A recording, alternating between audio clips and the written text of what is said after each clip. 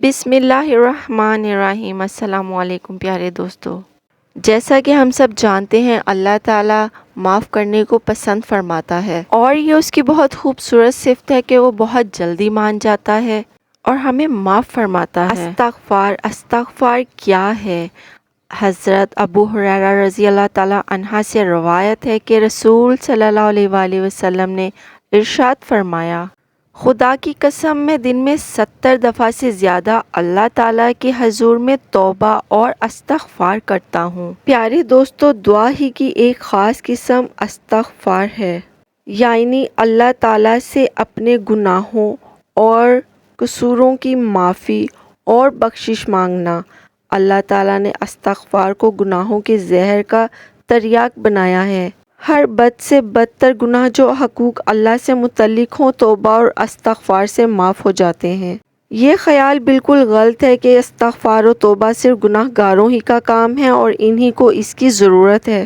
لیکن پیارے دوستو، حقیقت یہ ہے کہ اللہ کے خاص بندے، یہاں تک کہ انبیاء علیہ السلام جو گناہوں سے محفوظ و معصوم ہوتے تھے، ان کا حال یہ ہوتا تھا کہ سب کچھ کرنے کے بعد بھی وہ محسوس کرتے تھے کہ اللہ تعالیٰ کی بندگی کا صحیح حق ادا نہیں ہو سکا۔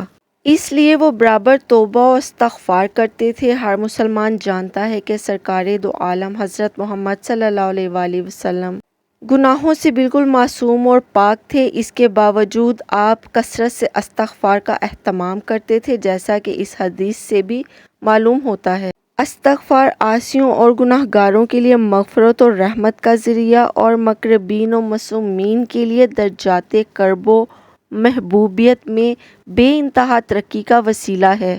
لہٰذا چلتے پھرتے اٹھتے بیٹھتے بھی استغفار کی عادت ڈالنی چاہیے۔ اللہ تعالیٰ ان حقیقتوں کی سمجھ اور یقین کے ساتھ ان سے استفادہ کی توفیق عطا فرمائے، آمین۔ پیارے دوستو، ہمارے دل میں توبہ اور استغفار کرنے کا خیال کیوں آتا ہے؟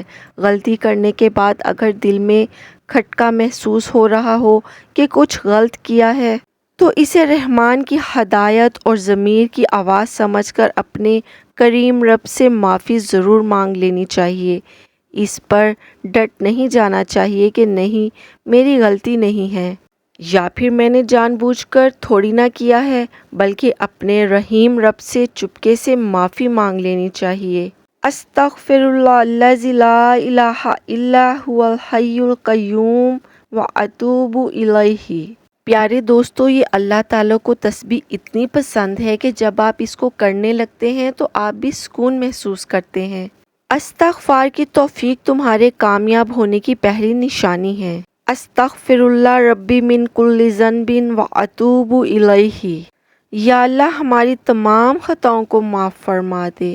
استغفار کی فضیلت بیان کرتی ہوں تاکہ آپ کے لیے اور آسانی پیدا ہو۔ توبہ استغفار اللہ کے ہاں بہت ہی پسندیدہ اور شیطان کو تکلیف دینے والا عمل ہے، کیونکہ شیطان کی برسوں کی محنت ایک ہی لمحہ میں ضائع ہو جاتی ہے۔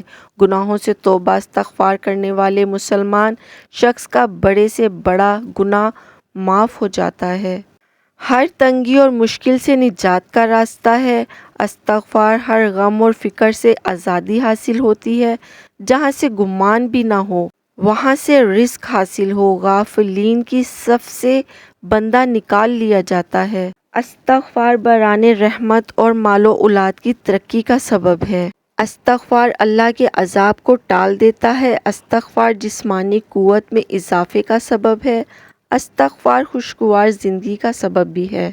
رسول صلی اللہ علیہ وآلہ وسلم نے ارشاد فرمایا، بعض اوقات میرے دل پر بھی پردہ سا آ جاتا ہے اور میں دن میں 100 مرتبہ استغفار کرتا ہوں۔ حضرت ابن عباس رضی اللہ تعالیٰ عنہ سے روایت ہے کہ حضور صلی اللہ علیہ وآلہ وسلم نے ارشاد فرمایا، جو شخص استغفار کو اپنے اوپر لازم کر لے تو اللہ اس کے لیے ہر تنگی سے نکلنے کا راستہ نکال دیتا ہے اور ہر غم و پریشانی سے اسے نجات دیتا ہے اور اسے ایسی جگہ سے اور اس طرح رزق بہم پہنچاتا ہے جس کا اس کو گمان بھی نہیں ہوتا۔ اس حدیث مبارک کو آگے شیئر کریں، کیونکہ آپ نے فرمایا کہ سرسبز و شاداب رہے وہ شخص جو میری حدیث کو سن کر دوسروں تک پہنچائے۔ دوسروں کا بھلا کرنے سے ہی اپنا بھلا ہوتا ہے۔ پیارے دوستو، نیک اور اچھی بات پھیلانے میں جلدی کیا کرو۔ قرآن مجید میں بھی استغفار کرنے کے فوائد موجود ہیں، احادیث میں بھی موجود ہیں۔ مستقل مزاجی سے کیجیے، کوئی بھی اس کے فائدوں سے انکار نہیں کر سکتا۔ استغفار کرنے سے گناہ معاف ہوں گے، بارش ہوگی، اولاد نصیب ہوگی، مال ملے گا انشاءاللہ، یہ اللہ تعالیٰ کا وعدہ ہے۔ چاہیں تو باقاعدہ صبح شام اس کی تسبیح کریں، نہیں تو چلتے پھرتے جیسے مرضی استغفر اللہ پڑھتے رہا کیجیے۔ اور اے میری قوم، اپنے رب سے بخشش مانگو، پھر اس کی طرف توبہ کرو، وہ تم پر آسمان سے خوب برسنے والی بارش بھیجے گا اور تمہاری قوت پر مزید قوت کا اضافہ کرے گا اور تم مجرم بن کر منہ نہ پھیرو۔ بس اس سے ثابت ہوتا ہے کہ بہت ساری پریشانیوں کا حل ہمارے استغفار کی تسبیح کرنے میں ہے۔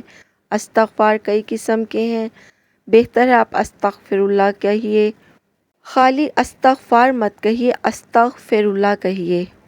توبہ اور استغفار کرنے کے دنیاوی فائدے قرآن مجید کی روشنی میں بیان کرتی ہوں۔ حضرت حسن بصری رحمۃ اللہ کی مجلس میں ایک شخص نے خشک سالی کی شکایت کی تو انہوں نے فرمایا اللہ سے استغفار کرو، اور ایک شخص نے تنگ دستی کا ذکر کیا، انہوں نے فرمایا استغفار کرو۔ تیسرے شخص نے کہا میرے ہاں اولاد نہیں، انہوں نے فرمایا استغفار کرو۔ چوتھے شخص نے کہا میری زمین کی پیداوار کم ہے، انہوں نے فرمایا استغفار کرو۔ ہر ایک کو یہی جواب دیا تو لوگوں نے پوچھا کیا معاملہ ہے؟ آپ نے سب لوگوں کو مختلف شکایتوں پر ایک ہی علاج بتایا۔ تو انہوں نے سورۃ نوح کی آیات تلاوت فرمائی جن کا مفہوم ہے بارش ہوگی، مال و اولاد ملے گی، ترقی ملے گی۔ استغفار پڑھیں یا استغفر اللہ؟ تو استغفر اللہ پڑھیں۔ استغفر اللہ پڑھنے سے کیا ہوتا ہے؟ استغفر اللہ پڑھنے سے آپ خوش قسمتوں میں شمار ہوں گے۔ استغفر اللہ پڑھنے سے آپ کے رزق میں فراوانی ہوتی ہے۔ استغفر اللہ پڑھنے سے دشمنوں اور بری نظر سے بچ جاتے ہیں۔ استغفر اللہ پڑھنے سے اولاد آپ کی فرما بردار بن جائے گی۔ اللہ کی لاڈلی تسبیح ہے۔ اللہ سبحانہ و تعالیٰ توبہ کو پسند فرماتا ہے، معاف کرنے کو پسند فرماتا ہے۔ ہر نماز کے بعد ایک تسبیح روزانہ پڑھیں، گھر سے نحوست، جھگڑے، بے چینی اور غلط فہمیاں ختم ہو جائیں گی۔ استغفر اللہ ربی من کل ذنب واتوب الیہ۔ یا اللہ بے اولادوں کو اولاد عطا فرما، بے روزگاروں کو روزگار عطا فرما۔